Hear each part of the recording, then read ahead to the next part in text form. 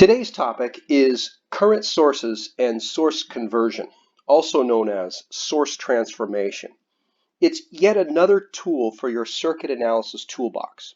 Sometimes this method is the simplest way to solve for voltages and currents in a circuit, but it requires you to be meticulous in redrawing circuits multiple times. But first, we need to talk about what a current source is and how we handle them in a circuit. So let's start with a review. Suppose I have a simple circuit with an ideal voltage source that is a circle with a plus minus. It's a DC voltage source. And it's connected in series with a single resistance R. And let's say that the voltage is 10 and the resistance is 10. So the current through the voltage source IDC is equal to 10 over 10 or 1 amp. Now, suppose I added a second resistor in parallel with the first. Then what we say in this case is that I want to solve for R prime, which is equal to 5 ohms. That's two resistors that are the same value in parallel with each other. And I want to find the new current, IDC, and that would simply be equal to V over R, or 10 over 5, or 2 amps. So the principle for an ideal voltage source in this case is that the voltage, VDC, is independent of other circuit elements, but the current through the voltage source, IDC, is dependent on how the other components are connected to it. Now let's take a look at what we call an ideal current source. Notice that it's still a circle, and the arrow represents the ideal current source and the direction of the flow. And I'll call that IDC. And IDC in this case, let's say, is 1 amp. Well, it's connected in series with a resistor R at 10 ohms. And the voltage drop across the current source IDC we'll call VDC. And VDC is equal to I times R, or 1 times 10, or 10 volts.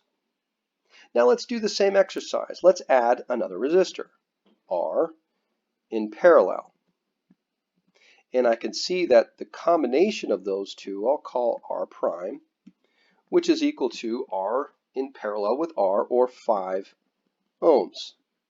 Well, if I were to find the new voltage DC across the current source, that would be equal to I times R prime, or 5 volts. Now, there's a similar principle for an ideal current source. The current in an ideal current source is independent of other circuit elements, whereas the voltage across the current source is dependent on how the other components are connected to it. Okay, so now we have this principle of a current source. Let's apply that to a problem. I have here a circuit with 4 elements, 2 resistors, a current source, and a voltage source, E. So what I want to find is V sub S. Now, how I'm going to solve this is by KVL. So the first step in Kirchhoff's voltage law is to label all voltages in the circuit and put in being very careful about the direction of polarity, pluses and minuses. So in this case, for the 2 milliamp current source, I know that my current is flowing from bottom to top, so my plus and minus will be from minus to plus, from bottom to top, just in that method. Now, if the current is flowing through in a clockwise direction, which by definition it is, then my plus minus will be like that for a resistor by convention. And notice here that my voltage source is minus to plus because it shows that the lower bar, the smaller bar, is on top, so that's a minus, and the upper bar is a plus. Then going down to R2, I see that it's in plus and minus from right to left because that's the direction of the current, and I know that's going to be a voltage drop. So I'm going to start in this position and go around my mesh or my loop. And I'm going to say now that my KVL loop is going to be V sub S, because it's going from minus to plus, that's a positive voltage, minus V1, minus, let's see, plus 10, plus E, I should say, minus V2 is equal to 0. That's my KVL equation, Kirchhoff's voltage law equation. Now, notice that I know what the current is through that entire path. So I know what V1 is. So I'm going to say that V1, or V sub S, is equal to V1, which is 2 volts, minus 10, because I'm putting it on the other side of the equation, the equal sign, minus 10. And V2 is 2 kiloohms times 2 milliamps, or 4 volts. So I'm going to say it's plus 4. So notice here that my value for Vs is minus 4 volts. Now, let's do the same problem with the same circuit, except now R2 is equal to 6 kiloohms instead of 2. Now let's see what happens. Well, if I do KVL, nothing has changed. So V sub S is minus V1 plus E minus V2 is equal to 0. And V sub S is equal to V1, which is 2, minus 10. Now in this case, 6 kiloohms times 2 milliamps is 12 volts. So I say it's plus 12 on that side of the equation. And my answer is a plus 4 volts.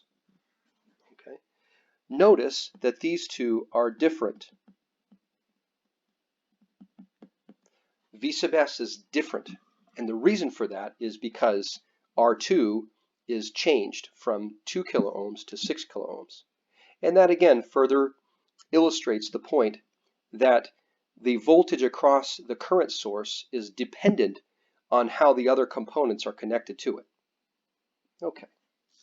Now, let's go and do another problem. Let's talk about practical sources. They're not ideal. So here is what we call an ideal voltage source and an ideal current source in the circle.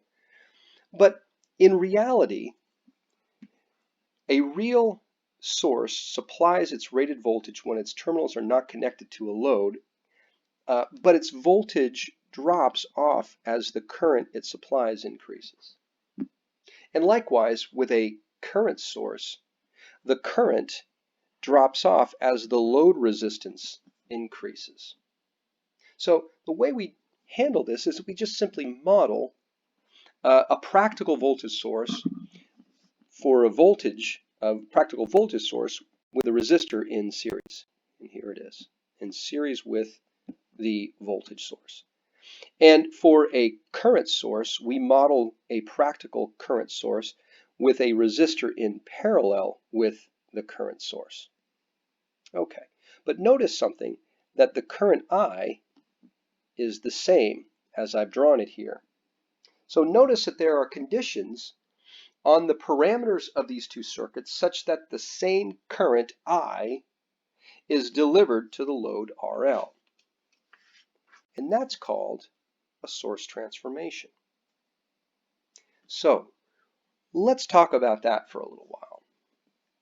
Suppose I have a circuit shown here in the cloud, and it's generic. The circuit could be anything inside there. And on the outside of that, I have a voltage source, V sub S. And that voltage source, V sub S, has a resistor in series, and I'll call that resistance R sub S. What we say then is that if I were to draw the same circuit inside that cloud, and I'll call this the same,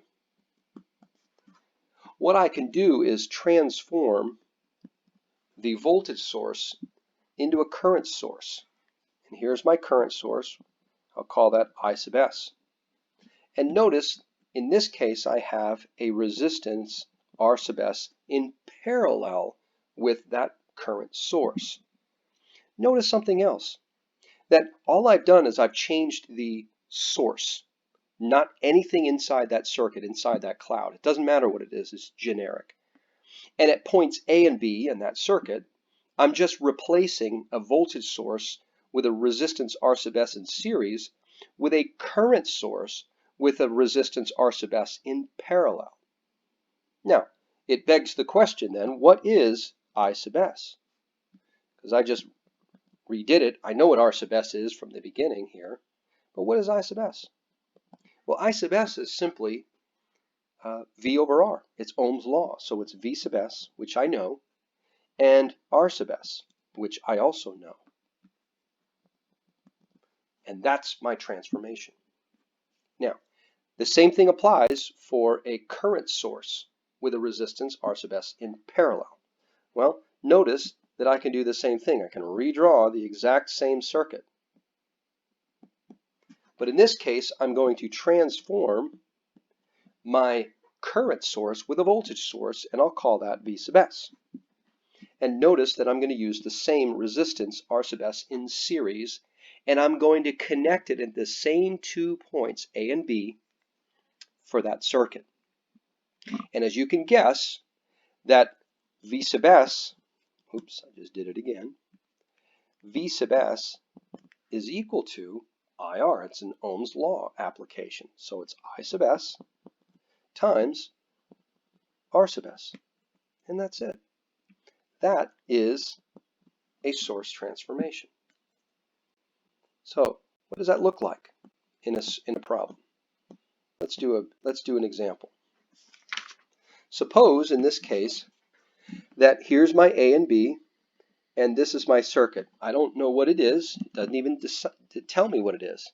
But I'm going to draw the same circuit on the other side. Inside that cloud, doesn't matter what it is. But notice that I'm going from a voltage source to a current source. And that I sub S now, my current source, is equal to V sub S, or 100, over 50, or 2 amps. And I leave the resistance R that's in parallel as 50 ohms. The same thing is true for a source transformation from a current to a voltage.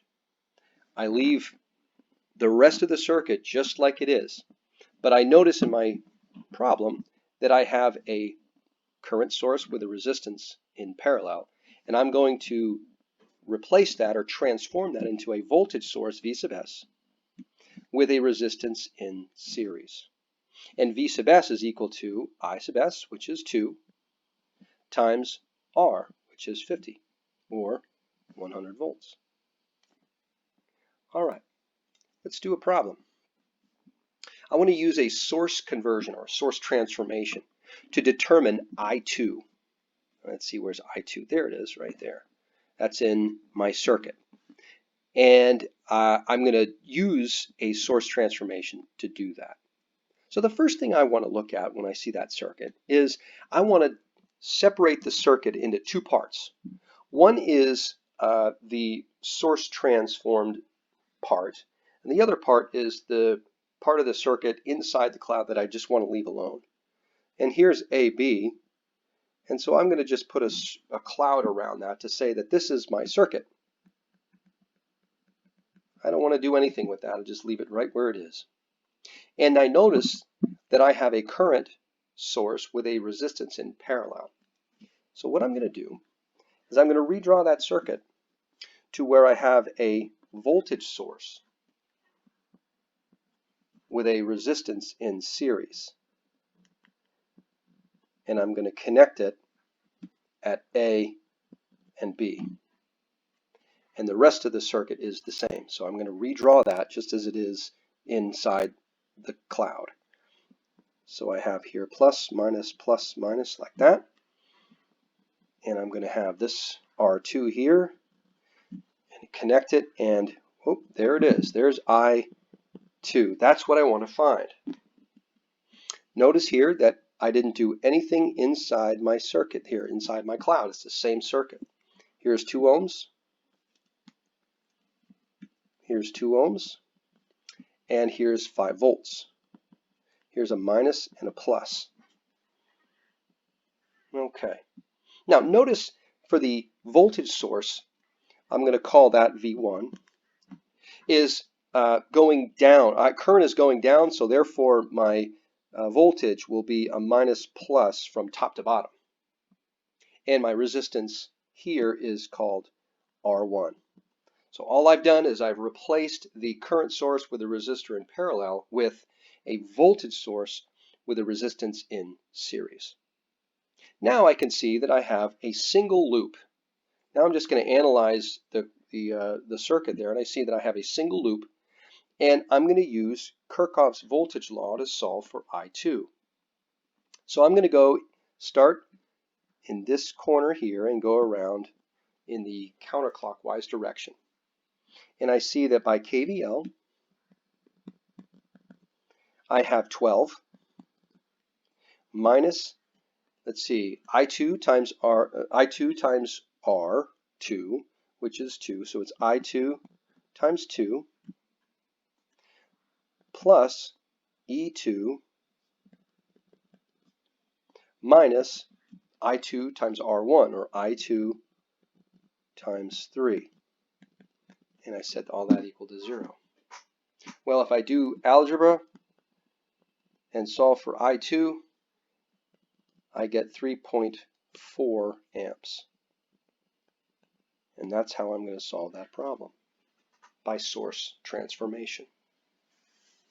All right. Now, here's another concept that might be useful for these types of problems. Look at all those current sources. What do all these current sources have in common in that circuit? Well, they share the same 2 nodes. So if I call this here A and this B, I see that they share the same 2 nodes. Therefore, I see that those current sources are in parallel with all of each other. And what I can do then is simply add them up and combine those current sources into a single one. Notice here that I'm going to have point A and point B, and I'm just going to have a single current source when I'm all done with adding. Now notice that the direction of the current matters when we add. So in this case, positive would be up, negative would be down. So if I do all the adding up, I have 2 plus 5 plus 3, arrows up, that's 10 minus 7, going down, that's a total of 3 amps. And between A and B, so I've just replaced this network of current sources with a single current source of 3 amps. And I reconnect it to my current, or to my load, or my output, and my output is simply going to be equal to I times R, which is 3 times 8, or 24 volts. That's V out.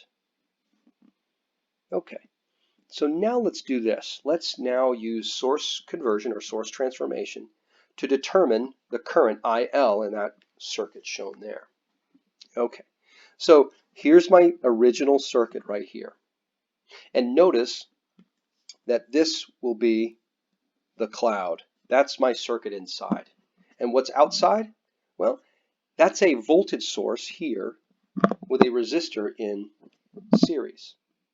So I'm going to go ahead and replace that with a current source. Notice that it's going from bottom to top because of the polarity, minus to plus. And I'll call that I1. And I1 has a resistance R1 in parallel. And the rest of the circuit is the same. So I'll go ahead and redraw the rest of it. Here's 6 amps. Here's 24 ohms. And here's 14 ohms. And I sub L is right there.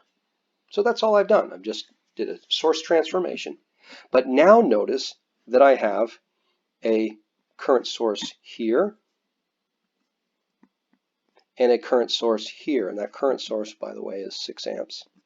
And notice that they're in parallel. They share the same two nodes. So I can add them together. So first of all, I also need to transform this. As I do, I need to define I1 as I times R. I'm sorry, V over R. So it's 32 divided by 8, or 4 amps. So I1 is equal to 4 amps.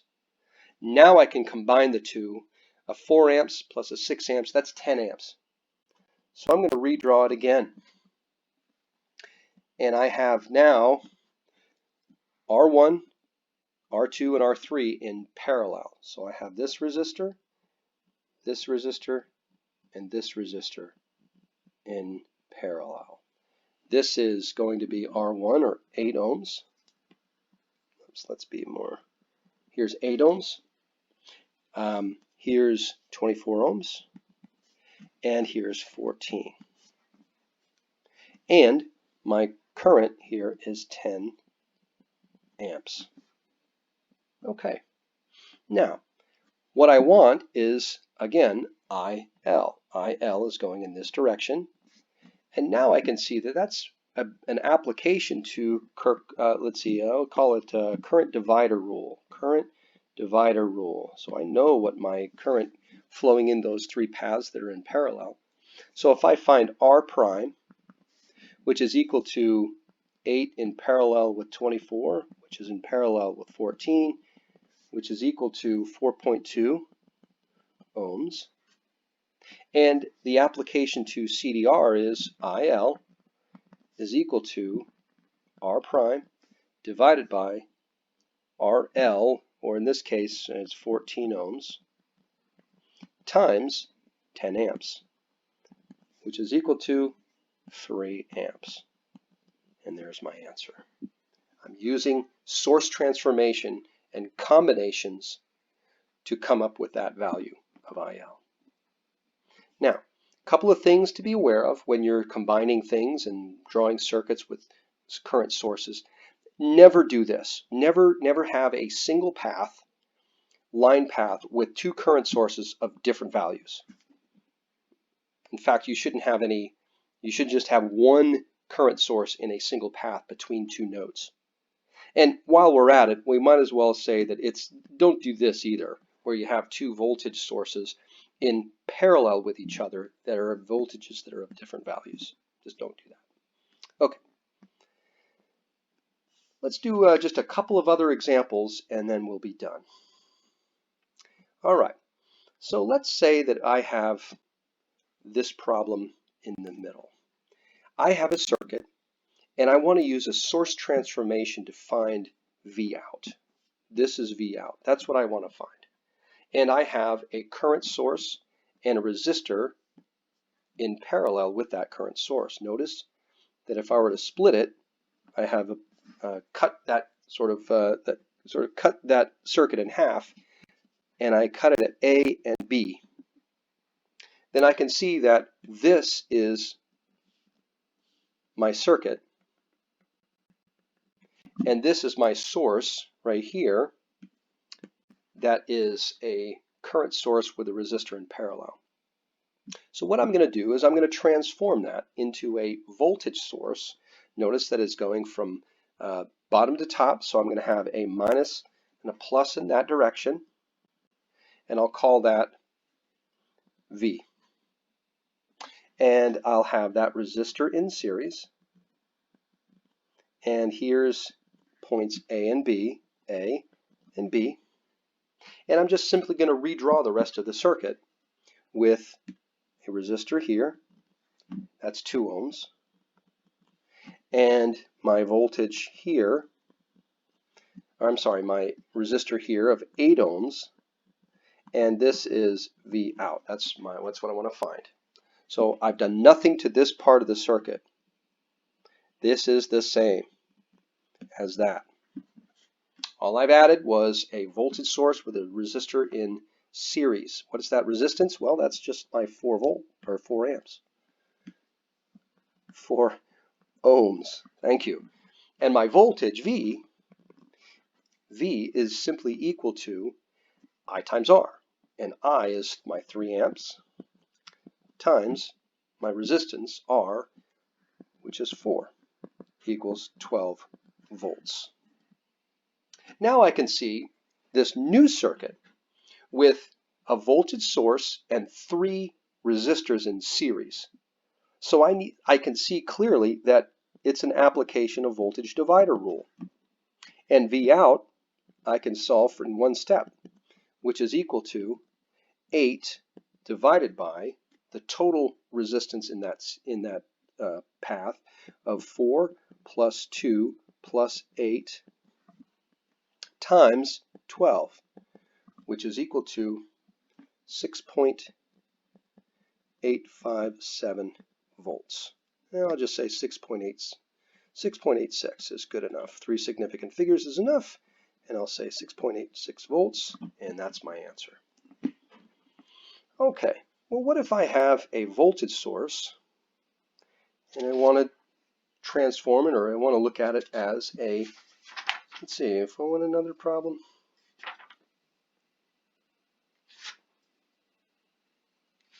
Okay, well, I think that'll be it for now. This is a good